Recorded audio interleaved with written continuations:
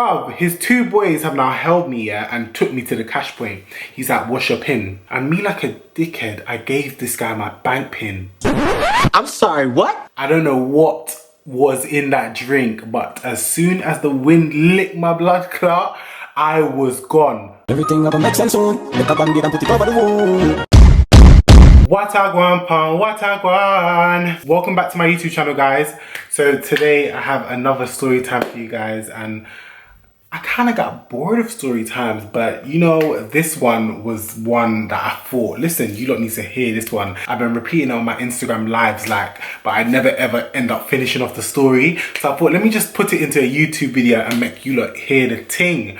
And I know after watching this, you lot are gonna think, this boy is so stupid. Well, I'm not stupid anymore, yeah? If you're new to my channel, make sure you like, comment, and subscribe to the ting. I'm going to be telling you the story about the time when I got jumped. Yes, guys, I got jumped. On Halloween. One Halloween, my cousin decides that she wants to invite me to a Halloween party. And obviously, me and my cousin, when we got to like summer holidays in college, we didn't hang around as much as we used to. So she invited me to a Halloween party, and this party was going to be in Funky Buddha. If you don't know where Funky Buddha is like in Piccadilly. It's like central London, Piccadilly. Obviously, her inviting me was very last minute, so I didn't have nothing to wear. I didn't know how I was going to look. I just wanted to show up because obviously I hadn't seen my cousin in a while. Guys, when I tell you my outfit was such a flop, yeah, I wore one of my old white school shirts that I had in my house. I ripped off the sleeve because around that time, whenever I wanted to dress like different or swaggy, I'll rip off the sleeves of my shirts and that would be the outfit. So I ripped off the sleeves of my school shirt. I then got a scissors and like made tears all over the shirt, and I wore my black skinny jeans. That literally was my outfit. My cousin gave me white face paint. I painted my whole face white. I covered my arms white. I covered my hands white. And I got she had some black lipstick. I put black lipstick on my lips, and I made my eyebrows white, and I made some sharp black eyebrows like this. Guys, if you could see the way I looked, yeah, you'll know that I was done from before I left the house. So everybody's dressed. She also gave me fake blood to make myself look like a vampire or whatever I was trying to look like. And yeah, we're ready to roll. Guys, there was no drinking. I didn't drink anything at this point, yeah? So I was fully sober. We've gotten in a taxi, and we've gotten in a taxi from like Shepherd's Bush area and made our way to Funky Buddha. We get in the club now, and obviously the first thing you do when you go into a club is you want to go and buy drinks. I go to the bar, the music is so loud, yeah. I go to the bar and I ask him for like a brandy and coke. I don't know why, but for some reason I thought he said £2. So I'll back out my card and I go and pay, and then when I get my receipt it said £12. Oh my God, guys, at that age, I never ever paid no more than £5 for a drink. I drank my drink now, and I was cool. Didn't feel no kind of way. Then my cousin and her friends wanted to go and smoke, so I followed them outside. I don't know what was in that drink, but as soon as the wind licked my blood clot, I was gone. I was gone. I walked upstairs, yeah, and guys, I remember this because of what had happened to me at the end of the night. I actually sat down and recollected my whole night. I was aware, but I wasn't fully aware. So we walk up the stairs, yeah, and everybody's smoking. I'm standing closer to the roadside, and obviously more of her friends are coming in, and one friend in particular has caught my attention, and I've reached over the barrier because she's outside of the event, and she's hugged me to say hello. I'm a bit sloppy, and I literally pulled her. I was hugging her so hard that she literally leaned over the fence, and the security guard's back was turned. So when he ended up turning around, it looks like I'm trying to drag her over to try and get inside the event. The security guard ran over to us, told her she can't come in, and now I must leave the event. And he's talking to us and he's asking what's going on. By this time, my cousin and her friends have gone back inside. The security guard said that me and the girl that was meant to be coming in are not allowed in. He threw me out. I am like wobbling and I'm not even with it at this point. And I'm thinking, hold on, how am I meant to get home? I've got nothing on me. All I've got is my phone and I don't even think I had a wallet at this point. I don't know what was going on with me.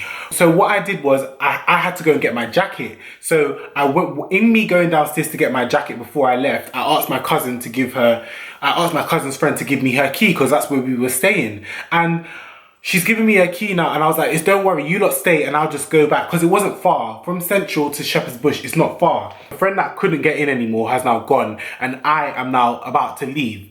Guys, I was so drunk, I did not know where I was. Imagine, it takes about 15 to 20 minutes to get from Central to Shepherd's Bush, you know, and I did not know where I was. It was about 3 o'clock in the morning and it's pitch black outside and I don't know where I'm going. I start to walk.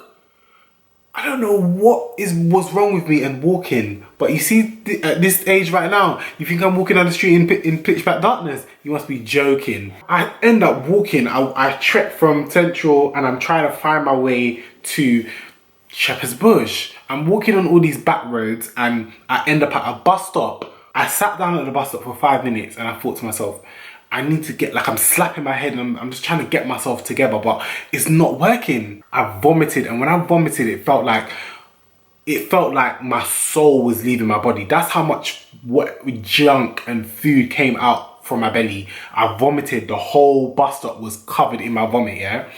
And I end up walking now and some dappy lookalike comes up to me and he's like,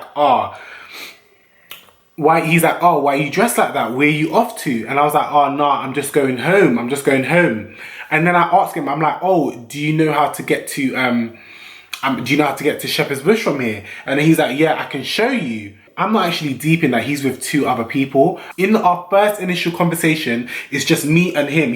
I'm walking down the road and he's to my left, yeah? I didn't know that there was 2 people behind me. So my brother is now directing me to where I'm meant to be going. We end up like, I don't even know how to explain it yet, but we end up like in between Ladbroke Grove and Holland Park. If you know, then you know, yeah. We end up in the back roads between Ladbroke Grove and Holland Park. And it's, at this point, the sun is rising, yeah?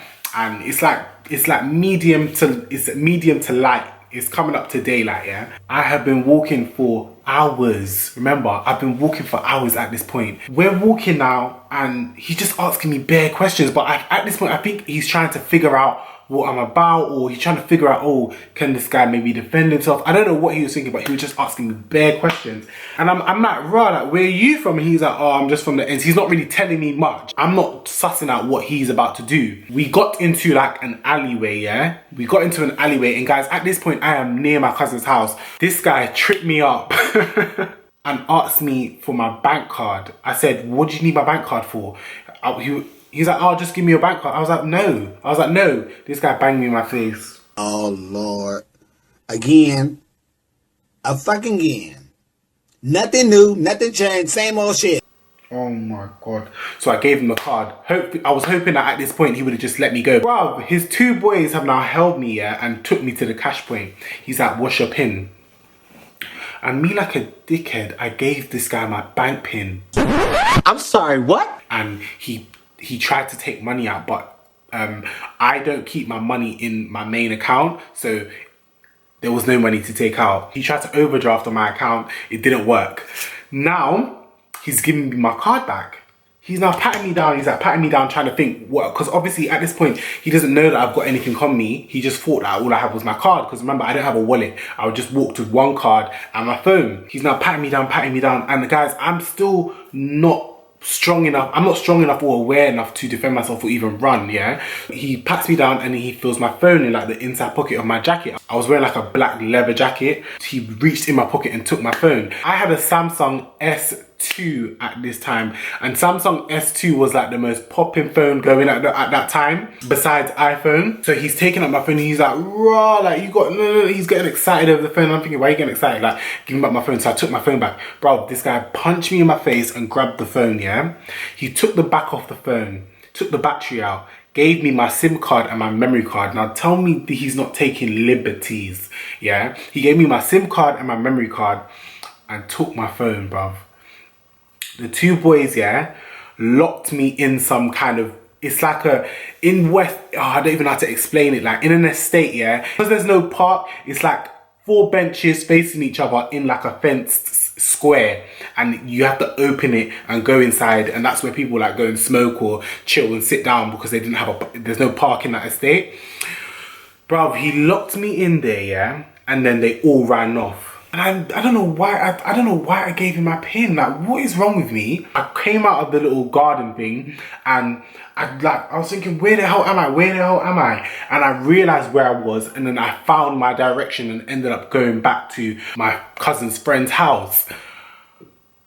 They gave me the key for the door. My cousin and her friends are all in the house, you know. They've already come home to like, because they didn't stay that long after when I left. They were like, God, what is going on? Like, where have you been? Why does your face look like that?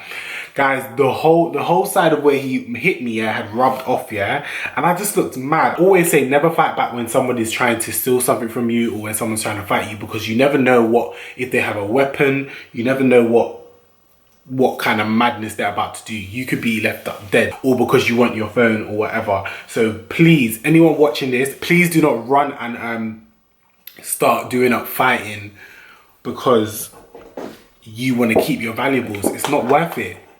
Keep your life. Your life is more important. Trust me. But that was all for my I Got Jumped fight on Halloween. Make sure you like, comment and subscribe to the ting. And thank you guys for 15k subscribers. Peace.